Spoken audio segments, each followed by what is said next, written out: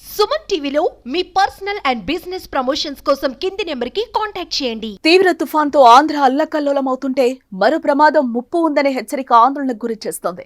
ఏపీకి మరో తుఫాన్ పొంచి ఉందట.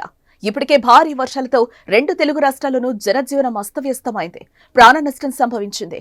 ఇంకా ఈ ప్రభావం నుంచి పూర్తిగా కోలుకోకముందే విశాఖ వాతావరణ శాఖ మరో హెచ్చరిక జారీ చేసింది.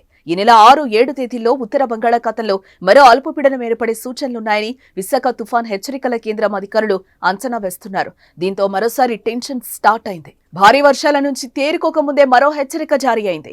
ఆంధ్రప్రదేశ్కు మరో తుఫాన్ ముప్పు పొంచి ఉందని వాతావరణ శాఖ హెచ్చరిస్తోంది. ఇప్పటికే వాయుగుండం ప్రభావంతో కోస్తా జిల్లాలో భారీగా వర్షాలు కురిశాయి. విజయవాడ, గుంటూరు నగరంపైన పెను ప్రభావం చూపాయి. ఇంకా వర్షం ముప్పు తొలగనే లేదనే హెచ్చరికలున్నాయి. ఈ వర్షాలతో సాధారణ ప్రజలు అన్ని రకాలుగా ఇబ్బందులు పడుతున్నారు. రవాణా వ్యవస్థ ఎక్కడికక్కడా నిలిచిపోయింది. వర్షాలు, వరదల కారణంగా రైల్వే ట్రాక్లు కూడా దెబ్బతిన్నాయి. జాతీయ రహదారుల మీద వరద ప్రవహిస్తోంది. పలు రైళ్లు రద్దు చేశారు. మరికొన్ని దారి మళ్లించారు అధికారులు. రైళ్లు, బస్సులు లేక వేరే ప్రాంతాల్లో అనేక మంది ఇరుక్కుపోయారు.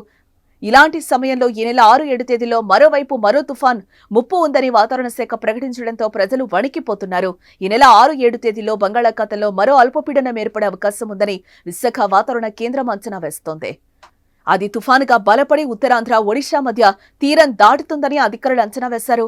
అల్పపీడనంపై మరో 2 రోజుల్లో స్పష్టత రానుంది. అయితే ప్రస్తుత పరిస్థితి నుంచి కోలుకోవడానికి మరికొంత సమయం పట్టే అవకాశం కనిపిస్తోంది.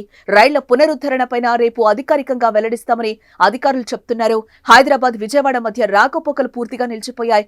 ఇక ఇప్పుడు తాజాగా వాతావరణ శాఖ వెల్లడించే సమాచారం ఏంటనేది టెన్షన్ పెంచుతోంది.